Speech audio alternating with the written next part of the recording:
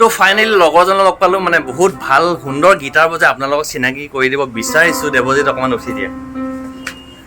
এইজন একদম ভাল ফ্ৰেণ্ড হয় দেৱজিৎ, বহুত ভাল গীটাৰ বজায় আৰু প্লাছ কীবৰ্ড বজায়, সুন্দৰ বজায়। তাৰ ভিতৰতে আছে এফালে বেছ গীটাৰ আছে, লিড গীটাৰ আছে, কীবৰ্ড আছে। আজি মানে অলপ পূজা বুলি জাষ্ট সি মানে মাতিলে, ফোন এটা কৰিলে না সৰুকৈ আৰু অলপ ফূৰ্তি এটা, সৰু মানে লাইন দুটা গাম আৰু দুইটাৰ ভিতৰত না।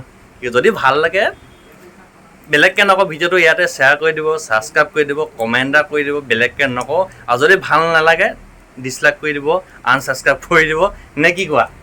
তো গতিকে ভিডিঅ'টো এনজয় কৰক আৰু যদি পাৰে চাই থাকক শেষলৈকে, স্কিপ নকৰি।